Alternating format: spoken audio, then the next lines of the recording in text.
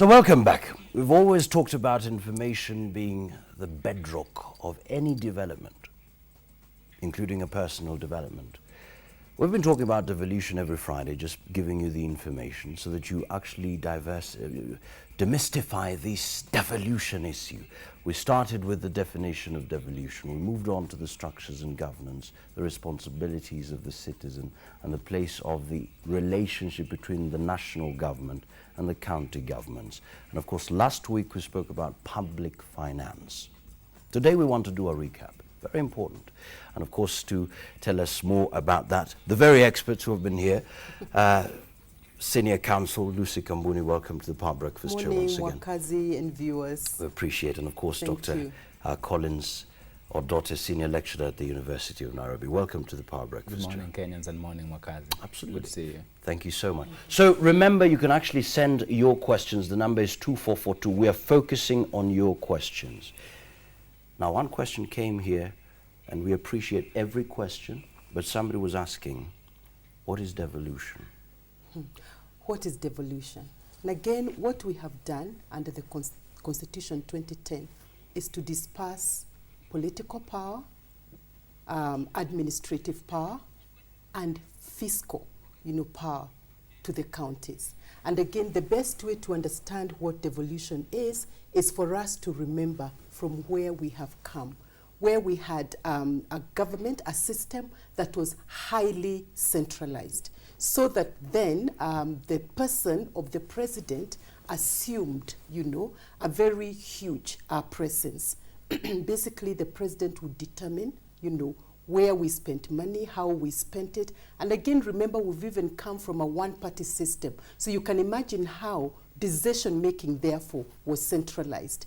And even when, of course, preceding the entry into the devolved structure, when we had decentralized somewhat through the local authorities, we know that even then, it was basically the central government just delegating its powers to the local authorities. So what therefore devolution means is that we are actually taking a huge chunk of the political power, the administrative power, and the capacity to spend money at the county government level, which means now where we have a president and a deputy president and cabinet at the national level, that structure is mirrored at the county level. So we have the county governor, we have the deputy governor, and the county executive committee. Then, of course, we also have devolved the legislature, because now we have the National Assembly and the Senate. At the county level, we have the County Assembly. In fact, Mwakazi, the only institution that we have not devolved is the judiciary. And that is why, therefore, we are able to look at this structure and ask ourselves, so what is our type of devolution architecture? And I think we may have heard a debate that was there a month ago. Are we a unitary state? Or are we completely, become, some even are going towards a complete federal, system, which we are not. And again, we need to look at what we have and try not to give it names, because when we try to describe it by way of saying, oh, we are a unitary state, or we are this, then we are misunderstanding. I think we need to look at a situation where you have a unitary state centralized completely on one end, and at the other extreme we have a federal state. And in between here, we have different arrangements, and that is where our devolution design fits. And so we can ask ourselves, assuming we were looking at the federal state, how would we grade ourselves? I think we would grade ourselves at 6 out of 10, assuming that the 10 is the federal state, and the unitary state is on this end.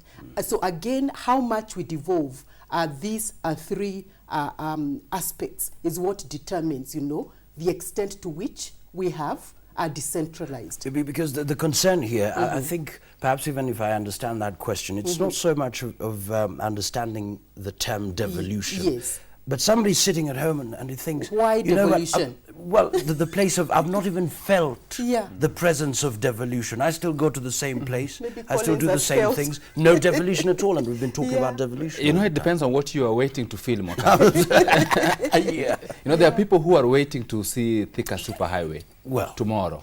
And we even know Thika Superhighway took 3 years plus to construct. So there are some things that we will feel for over 3 years. The others will feel, remember the 3 years is just the transition period. The others will feel after 5 years. But there are some you feel immediately. Let me tell you some of the ones you feel immediately. You know, before, when you finish school, you would come to Nairobi to look for a job. Automatically, if you wanted a job, unless you wanted a job to go and pick tea, unless you wanted a job to be, you'd have to come to That's Nairobi. why Mokazi is in Nairobi. Yes, all of us would run to Nairobi. Yeah. Even if you are coming to work as a casual laborer, you would come to Nairobi first to look for a job. Only if you don't get it, you go back home. You know, now for the first time, jobs are being advertised at the county headquarters. There is a county service board in charge of employment. So if I want to be employed, I don't necessarily have to come to Nairobi. I can be employed at my county headquarters. It's advertised in the newspapers. I can go and say, I want to be employed in Homa Bay, I want to be employed in Kiambu, I want to be employed in Kajiado. I think for me that is fundamental. The second is we just had discussions on budget hearings. And for the first time, those budget hearings took place at the local level. They took place within wards. Before, budget hearings would take place at the provincial headquarters. If you were lucky, they would come to the district headquarters. Now, it was starting from the county and going to the ward. So even areas that people had never seen government consulting them, there was now consultation. But who was also consulting you? Before, you would get some technocrats from Nairobi coming to consult. Now you look at the people consulting you and you see them. You know them. You say, but this is Lucy. So as you're discussing this bridge, it is not some strange thing to them that, oh, which bridge is that? You're discussing a bridge that you all know. I think for me that is, again, a fundamental thing. And in terms of holding people accountable, the people that you now deal with, if they don't build the bridge that you talked about, you can go and talk to them tomorrow and hold them accountable. Before then, you had mayors, you had clerks, county clerks, who if you complained and if they had messed up, the worst that could happen, Mwakazi, is they would get transferred to the next county. Now you are having people that you are holding accountable. So if you, and then in terms of resources, I think the other things that are going to, you just had Senate the other day, passed a motion saying every county should have a university. And they even wanted to amend it to say let every county also have a mid-level polytechnic. Looking at where we are coming from, where some counties, even if you wanted basic services like water and electricity, even if you could afford water, you don't have piped water. Now, as we are going at the county as the unit of development, it means that as services get distributed, as services get affected, you're going to be asking ourselves, where is a hospital which is the same standard as Nyanza Provincial Hospital in Kajiado?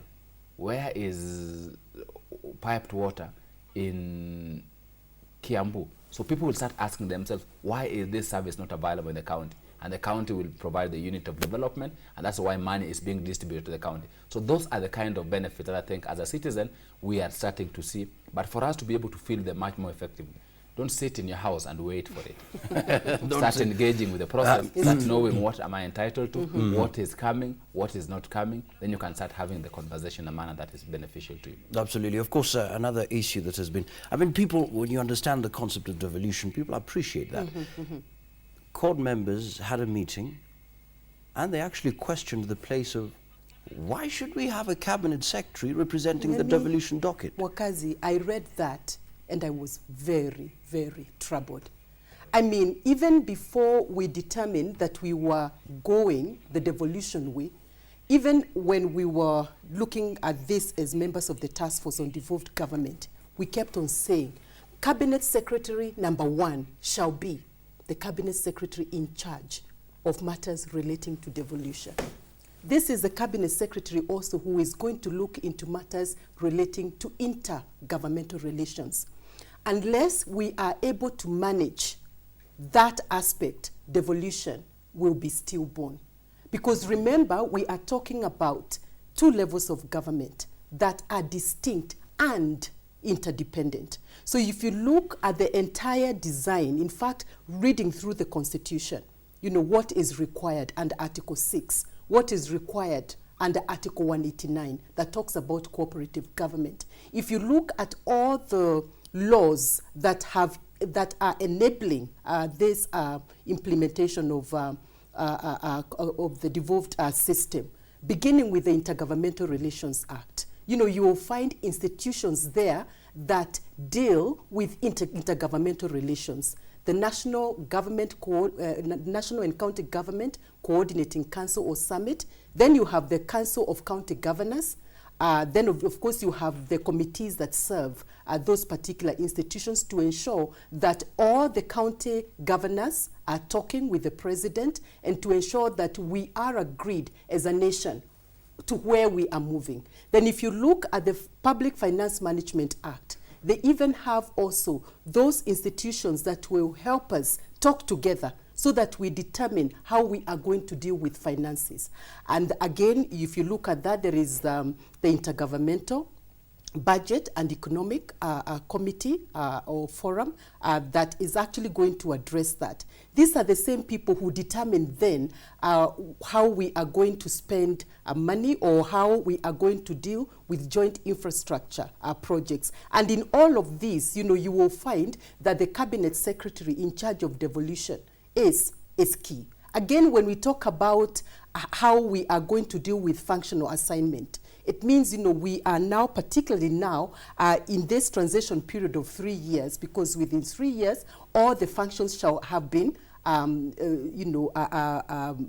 assigned to the county governments, all their functions under Schedule 4, and there are 14 of them. Mm-hmm. So again, during this transition period also, the Cabinet Secretary in charge of devolution is a key person there. Of course, Commission on Revenue, Allocation, Transition Authority. So all these others are there. Mm. But even on a continuing basis, remember, national government has its functions under Schedule 4. They are 35. And again, it is, of course, this person, this ministry, that is going to ensure that there is coordination so that even as the county governments execute their functions under Schedule 4 and the national government does that, both governments are talking and talking well. So again, unless we understand, therefore, that we are in a state of cooperative government, so that, for example, if the county governments are not running well, the national government will intervene in the running of the counties. If they have completely gone awry and there is dissension, it is impossible to do any business in the counties, again, there will be suspension. And again, which cabinet secretary is central in all this? So again, when we say that we do not see the role of this, cabinet secretary, again, it pains my heart. Apart from that, I think the discussion has been, that ministry has received too much. Yeah, absolutely. The 84 billion. And I think, again, as the president said, let's begin to work, because a lot of the money that we need to plug, this deficit that each county, of course, has, because you never have enough money quite to do everything that you want to do. That is money that is going to be generated in our counties. And so we need to get going like Mutua in Machakos, Governor Mutua, and start doing business. Right. That is the only way we will get all this money that we want and build the national cake so that then we support these institutions that have been set up in order to facilitate this conversation between both levels of government. Yeah, there's an issue that perhaps it's very important to discuss. The Division of Revenue Bill actually brought to the fore the supremacy battle in Parliament, Senate and the National Assembly. What's the way forward? What does the Constitution say in terms of these two people working together to make sure devolution works? Wakazi, I think several things to note. And the debates between Senate and the National Assembly is unfortunate. And it's unfortunate because it's a debate that during our constitution making process we somehow created for ourselves. And some of the members in the Senate were in the National Assembly when they had this unfortunate debate as to between the National Assembly and the Senate, which is more superior. And I think the lesson that everybody learns is when you're making these decisions, don't make them with yourself in mind, because tomorrow you'll be on the other side. World over, the Senate is normally supposed to be the upper house. When we adopted the constitution, the draft that came from CEO actually made the Senate the upper house. We refused. and decided we will create two institutions that have constitutional functions and will run away from the decision about who is the upper and the lower house. And I think that's what is playing out. Having said so, I think in terms of the discussion on the Division of Revenue Bill, there are two interpretations that are going out. The first interpretation is a strict reading of Article 95 and 96 of the Constitution. And Article 95 of the Constitution that talks about the National Assembly says that the division of revenue between the national and the county level is the duty of the National Assembly, and that the division of the allocations of revenue to the counties is the decision of the Senate. So if you look at that strictly, it would mean that the Division of Revenue Bill is a work of the National Assembly and the allocation is the work of the Senate. That's interpretation number one. But the second aspect is the same Constitution says every bill that concerns counties must go to the Senate. The Senate. And the question is, does the Division of Revenue Bill concern counties or not? Most certainly it does. The answer is it does. So it needs to go to the Senate. So the real debate, in my view, isn't even so much about where the bill should go. The real debate that isn't coming out is two things. Number one is who is more powerful. And it's in the context, especially in terms of who will change the bill if changes needs to happen. Because the Senate is proposing, let's increase the figures to 230 billion. So that is what the debate is. National Assembly saying, wait a minute, you cannot change a bill that we have passed. In my view, and I think we've had occasion to discuss this in the course of the week, the better way to proceed is not a way of conflict. We are in very early years in the implementation of the Constitution. The better way to proceed is a way that encourages consensus and encourages to go forward. In any case, this bill was taken to the Senate by the National Assembly. Okay. And it was taken in pursuant to the standing orders. It was taken in pursuant to the Public Finance Management Act. So if we think that it was wrong for it to have gone, the best way to do is to ask ourselves how we can amend those laws as opposed to raising the concerns that we are raising. And I think both the National Assembly and the Senate are honorable houses. And the Constitution even contemplates mediation between the two of them. I think the reason why mediation exists is so that we are able to resolve disputes in a manner that is amicable and a manner that progresses. My last point is, you see, we have even delayed the reading of the budget because of the delays we had. This disagreement, if it continues playing out, will delay the process of finalizing the budget process and ensuring that we do what Lucy is saying, which is to move on to the duty of implementation. So my urge to the National Assembly and to the Senate is to carry out their discussions in a manner that the Constitution says respectful, and a manner that is consultative, and a manner that's for the benefit of the people of Kenya. The people of Kenya honestly don't care between the National Assembly and the Senate who is more important. What we care about is how much money is divided between the national government and the county government, and how much money is essentially used and used effectively for the benefits of all of us Kenyans. All right. Remember, you can actually send in your questions. In fact, if you want to get more details, you can tweet. That is at KNiceKenya. Our Facebook page, that is at K-Nice, Facebook page KNice Kenya, Twitter handle at KNice Kenya. Now, there is a question here. I mean, this whole discussion about higher salaries for members of parliament.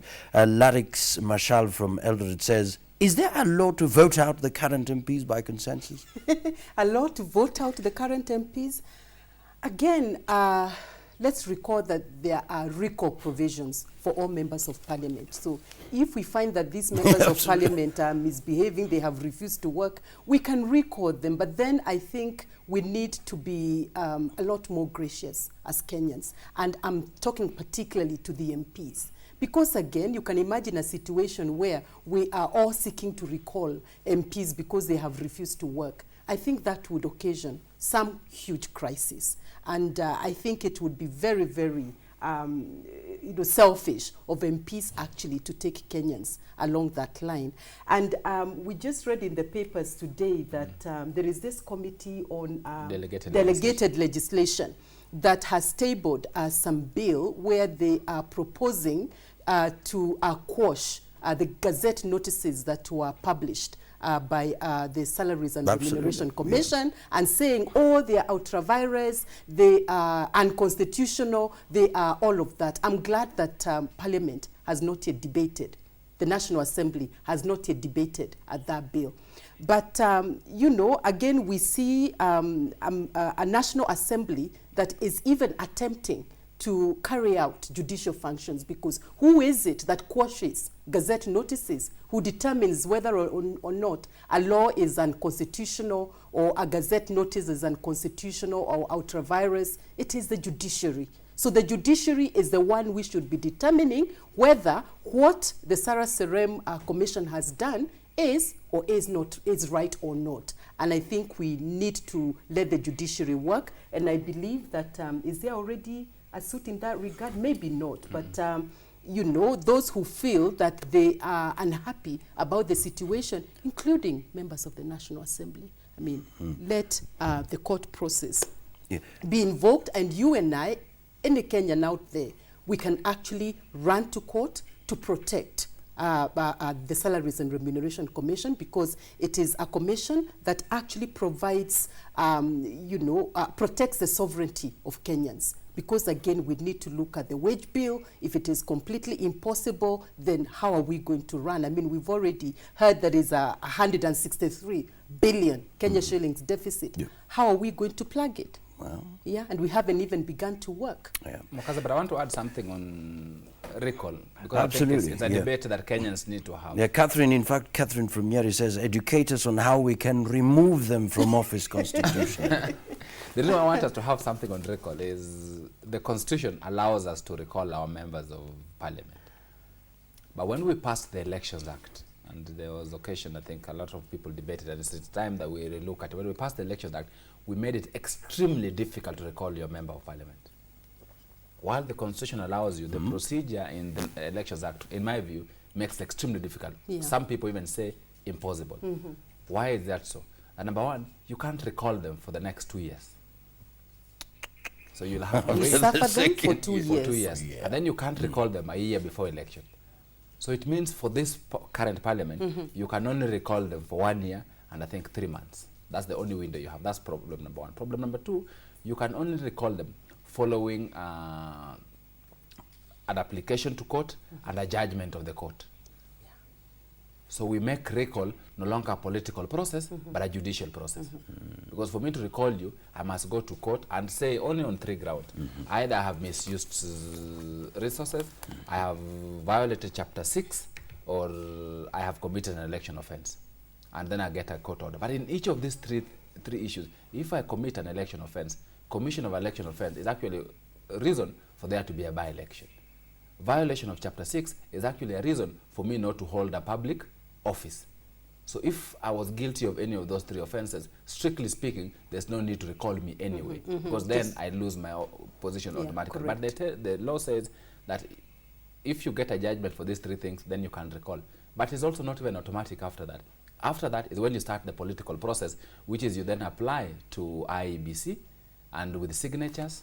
And once you go and IEBC says that the signatures meet what the law requires. Is it 30%? Yes, 30%. Of registered voters in the particular electoral area. So it's rigorous. And I think 5% from half of the wards. Yeah. And after that, you then go to a recall election. So in my view, instead of Kenyans saying, can we recall our members of Parliament, I think we should use this opportunity to relook at the law of recall and ask ourselves, how can we have a law of recall that helps us meet the requirements of the Constitution?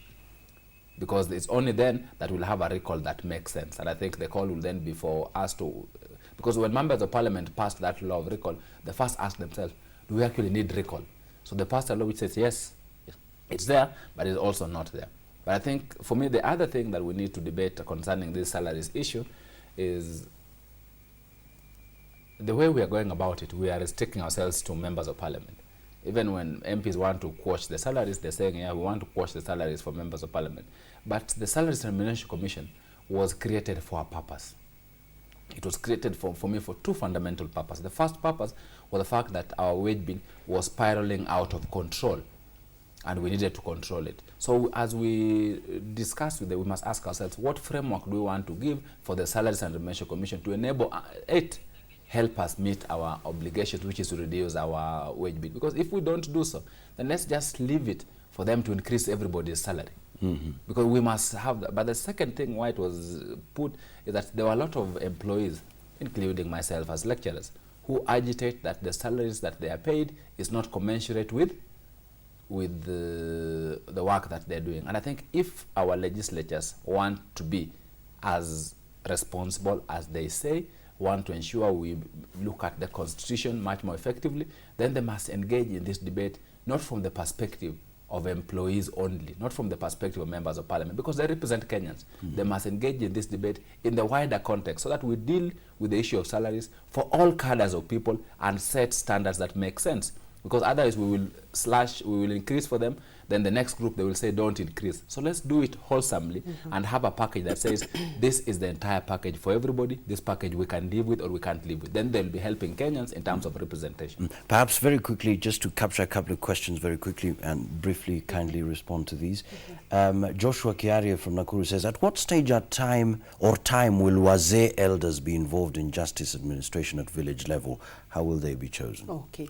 Again, there is a requirement, a provision under the County Governments Act that we have the decentralized units at the county level, sub-county constituency level, ward, and then there is what is called a village council. And possibly that is what this brother is talking about. Now, the constitution of that village council, again, persons that sit on that will be competitively hired by the County Public Service Board.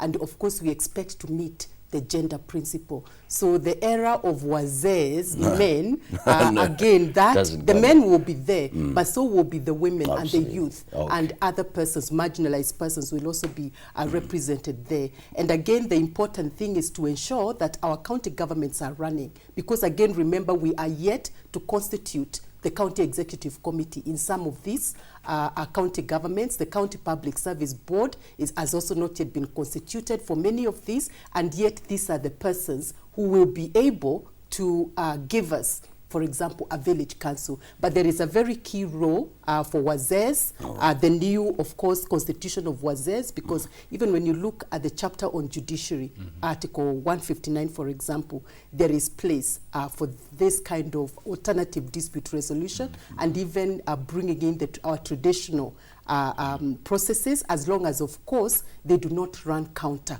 to the constitution. Absolutely. Yeah. So you should actually get ready and apply for the position. Okay. Yeah. Yeah. There you go. Olor Keep from Narok says, please clear this issue of DCs, DOs and chief broadly. Do they exist in the new devolved system? Interesting discussion. We passed in January the National Government and Coordination Act, which essentially was to start the process of restructuring of the provincial administration. And the names that exist under that act does not include DOs, does not include DCs. They have different names. You have the county, you have the coordinator at the county level, you have the coordinator at the commissioners. At the ward level, you have the county commissioners. I think the point to note is the DO and the DC, in the manner you have known them in terms of title, will no longer exist, but also in terms of functions will no longer exist. But you will have people at the county level, you'll have people at the constituency level, you'll have people at the ward level like your chief, performing functions on behalf of national government, but some of the functions they have been performing will be taken over by the county government. So yes, they will exist and they continue existing, but performing functions that are functions of the national government. No, because you see, before, both functions for the national government and the ones the devolved government were performed by DCs and DOs. Now they will exist under a different name and performing slightly limited function, because some of those functions have gone to the county government. All right. Another question here coming in terms of the relationship between counties. Will counties have their own independent rules, their own kind of police officers? What will happen? And how will they share, the resources? For instance, in Mombasa, there is there's a port there. How will that So happen? again, let's remember that county governments are distinct governments. So that is why they even have a county assembly, so that they are able to enact their own legislation. So yes, they will be able to do that. But again, let us remember that national government is mostly charged with matters relating to policy, etc. Which means if, for example, a county assembly comes up with legislation that affects the economy, impedes, the running of the economy, then national legislation will prevail over the county legislation. That is what Article 191 says about the conflict of laws. As regards whether they will have their police force, or no, they will not have their police force, because remember, matters policing, security, etc., all of that remain the business of the national government. So again, the important thing for us to do as county constituents is to basically ensure that we also are facilitative of this coordination, so that there is seamless coordination between a national government and county government, so that matters security are dealt with. And we as citizens too participate by ensuring that we report incidents of crime, or even where we suspect that things are about to happen, or peace is about to be attacked, and that kind of thing. All right. Perhaps a final word. How can a citizen participate in making sure that the devolution process becomes a reality indeed? Mwakazi, you started by saying information is key. It affects our lives. And I think I want to restate that point. The first and most important thing that as citizens we must do is get information. Not just information on the generalities, but also information on the specificities. Things are happening on a day-to-day basis. Please get information. County executive committee members are being appointed, budget process is going on, staff are being hired, work is going to start in terms of construction. Please get that information, because once you do, you will be armed. Then you will know this is going well, this is going badly. Number two, let us engage in processes at the county level. Meetings will be called, so please engage in those processes. Please be able to contribute your voice. Number three, I think let us hold our leaders accountable. Let us be the watchdogs. If you hear that a road is being constructed in my village, please follow up to ensure that that road is constructed. If it isn't, please follow up with the relevant agency and say, hey, by the way, this road was supposed to be constructed, it hasn't been. Please let us be, because the Constitution says sovereign power belongs to the people. But that sovereign power does not exercise itself. It must be exercised by ourselves. So I think my last call to Kenyans is let us exercise the power that we have as citizens and that the Constitution has rightfully acknowledged, because it's only then will devolution serve us and not serve the political elite who will try to capture devolution at the local level. Mwakazi, my last call to our elected leaders, county assemblies that have refused to work because they are demanding additional salaries. You aired a very interesting clip about this county assembly member from Gewa Ward. I remember his name, I think is Kanungo Wathangwa, who is holding meetings every Tuesday at the marketplace with his constituents. And we saw the long queue of citizenry waiting to talk to their elected member of the ward, and he did it beautifully. And he sat there with his desk and pen, and we saw him speak to an old lady who said, this is what we wanted now. This is a real member of our assembly. And she even said, hao wengine ni wale tulikuwa nao ni marehemu.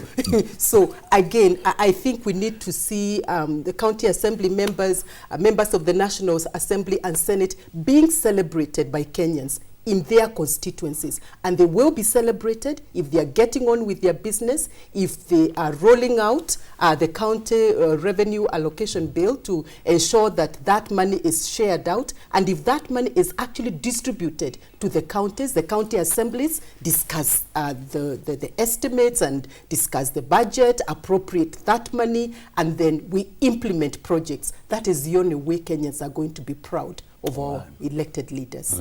Yes. All right, many thanks indeed. Talking to Senior Counsel Lucy Kambuni, and of course Dr. Colin Sodote, Senior Lecturer at the University of Nairobi. Very clear, we need to understand the whole process of devolution. Now, you perhaps have questions, and perhaps I didn't ask some of them.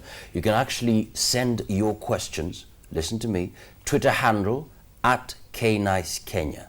Twitter handle @KNiceKenya.